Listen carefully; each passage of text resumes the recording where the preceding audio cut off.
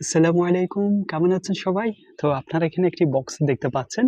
তো আসলে এই বক্সটিতে কি আছে সে বিষয়টুকু আপনাদের সাথে শেয়ার করছি। তো এখানে আসলে এটি পাঠিয়েছে পান্ডুলিপি বাংলা বাজার কম্পিউটার মার্কেট ঢাকা। তো ঢাকা থেকে আসলে এটি পাঠিয়েছে।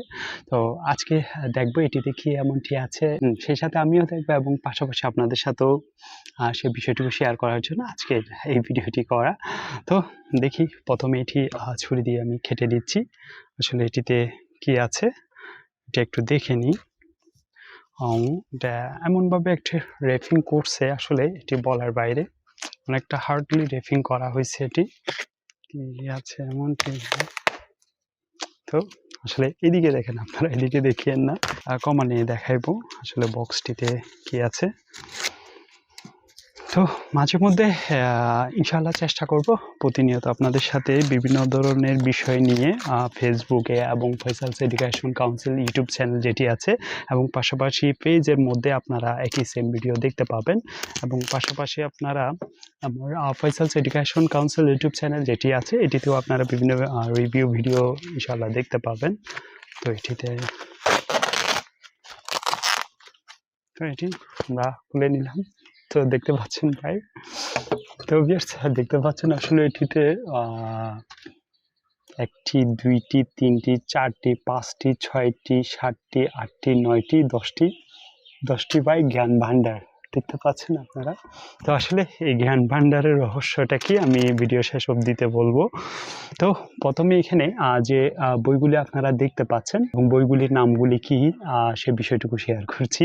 তো এখানে আমি 10টি বই দেখতে পাচ্ছি, 10টি জ্ঞান ভাণ্ডার বলা যেতে পারে, 10টি জ্ঞান ভাণ্ডার। তো প্রথমে যে বইটি আপনারা দেখতে পাচ্ছেন এটি লেখা আছে how to win friend and influence people. How to win friend and influence people, যেটি লিখছে মীর লিয়াকত আলী, ডেল কার্নেগি এবং এটি অনুবাদ করছে মীর লিয়াকত আলী। তো এর পরবর্তী বই যেটি দেখতে পাচ্ছি দ্য অ্যালকেমিস্ট, যেটি অনুবাদ করছে সাইফুল ইসলাম পাউলু কোয়েলহু এবং এটি অনুবাদ করছে সাইফুল ইসলাম। এর পরবর্তী 3 নম্বরে যে বইটি আছে অ্যাটমিক হ্যাবিটস, এটি অনুবাদ করছে কমল পাল। এর পরবর্তী বই যেটি দেখতে পাচ্ছি একিগাই, উপরে যে ডিজাইনটি দেখতে পাচ্ছেন অনেকটা বেটার মনে হয়। আর এটি অনুবাদ করছে এমদাদুল হক মিসলু।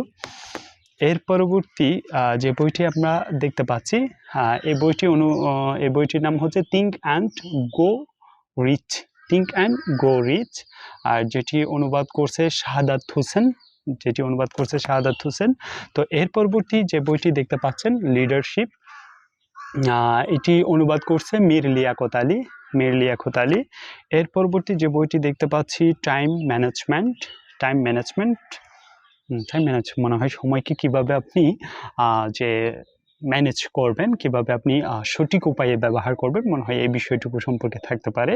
জাস্ট পড়লে আমি পরবর্তী একটি বই রিভিউ আপনাদেরকে জানাইবো। তো এটি লিখেছে, এটি ভাষান্তর করেছে মীর লিয়াকত আলী। এর পরবর্তী যেটি আপনারা দেখতে পাচ্ছেন যে বইটি, এই বইটি হাউ সাকসেসফুল পিপল থিঙ্ক। অবশ্যই বইটি দেখে মনে হয় সাকসেসফুল পাশে ঘুরঘুর করছে এরকম। তো এটি লিখেছে বা ভাষান্তর করেছে মীর লিয়াকত আলী এবং এটিতে একটি বিষয় এখানে উল্লেখিত আছে।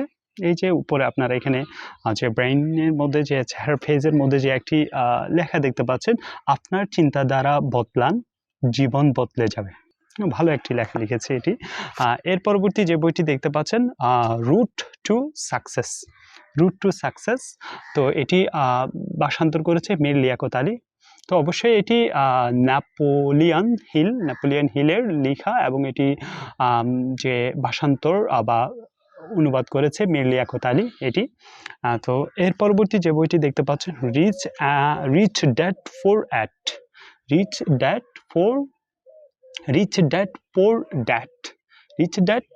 পোর ড্যাড, আর এটি ভাষান্তর করেছে Mir Liaquat Ali, Robert T Kiyosaki. T Kiyosaki বইটি। তবে এখানে একটি বিষয়, একটি লেখা আপনারা এখানে দেখতে পাচ্ছেন, যে লেখাটি এখানে উল্লেখিত আছে, ধনী বাবা ও গরিব বাবার দৃষ্টিতে ধনীরা কিভাবে অর্থ আবিষ্কার করে।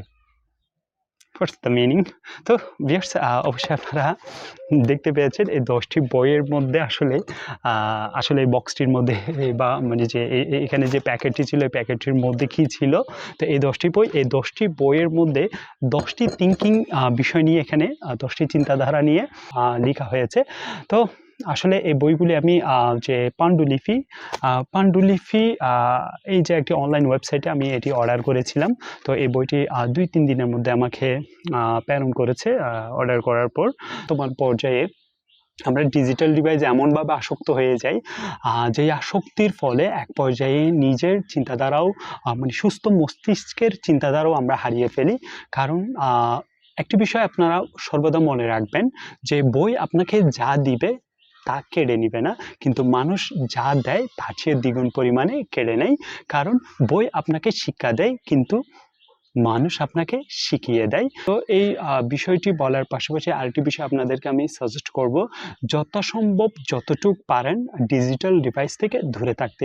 ডিজিটাল ডিভাইস বলতে গেলে এক হিসেবে মোবাইল বলা যেতে পারে। তো এই মোবাইলের মধ্যে আমরা যেসব বিষয়ে আসক্তি থাকি, গেমিং, খেলা, বিভিন্ন ধরনের ফেসবুকিং, বিভিন্ন সোশ্যাল মিডিয়াতে আমরা আসক্ত থাকি।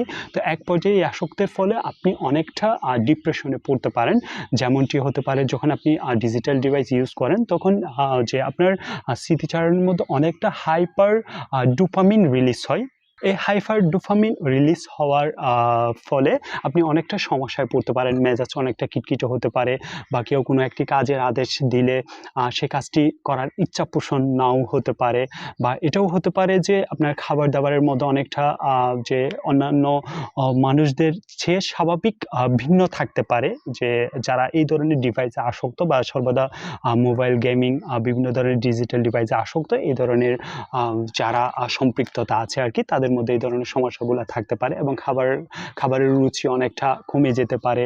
এবং পাশাপাশি আরেকটি বিষয় হতে পারে যে ভাজা পোড়া খাবার, মানে তেল জাতীয় ভাজা পোড়া খাবারের প্রতি অনেকটা আসক্ত জন্মাতে পারে। তো যারা এই ধরনের আসলে খাবার, এই ধরনের আসক্তিতে সম্পৃক্ত থাকে, অনেকটা জীবন বিপন্ন হয়ে যেতে পারে। এই যে বইগুলি আপনারা দেখতে পাচ্ছেন, এই প্রত্যেকটি বই, এখানে 10টি বই উল্লেখিত আছে। 10টি বইয়ের মধ্যে 10টি বিষয় নিয়ে এখানে উল্লেখিত করা হয়েছে।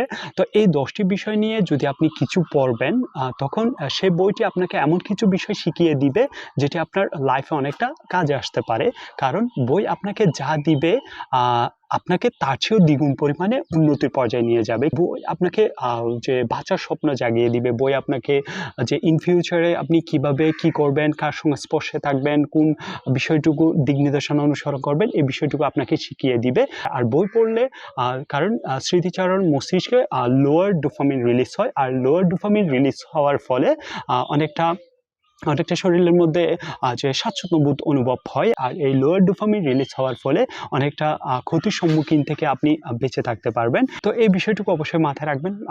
যথাসাধ্য চেষ্টা করবেন ডিজিটাল ডিভাইস থেকে দূরে থেকে মাঝে মধ্যে অল্প সময় হলে 24 ঘন্টার মধ্যে অল্প কিছু সময় বিভিন্ন বই পড়ার জন্য আপনারা অভ্যাস গঠন করবেন। যে দীর্ঘ রাত জেগে যখন আপনি ডিজিটাল ডিভাইস ব্যবহার করেন, অনেকটা মেজাজ খিটখিটে দেখায়, বা ঘুমের প্রাদুর্ভাবটা ভালো পর্যায়ের হয় না। আর যদি আপনি বই পড়ে ঘুমান, অবশ্যই অনেকটা বেটার ঘুমের অবস্থান আপনি ফিল করতে পারবেন। কিন্তু ডিজিটাল ডিভাইস দেখে আপনি ফেসবুকিং, মুভিং, ইউটিউবিং যা দেখেন আর কি, তো এগুলো দেখে যখন আপনি ঘুমিয়ে পড়েন, তখন ঘুমটা আসতেও অনেকটা দীর্ঘ সময়ের প্রয়োজন হয়, এবং মেজাজটা অনেকটা কিটকিটে দেখায়, অনেকটা মাথা ব্যথা করে। তো এই যে যথাসাধ্য চেষ্টা করবেন ডিজিটাল ডিভাইস কম ব্যবহার করার জন্য। তো একটি বিষয় মাথায় রাখবেন, early to bed, early to rise makes a man healthy, wealthy and wish.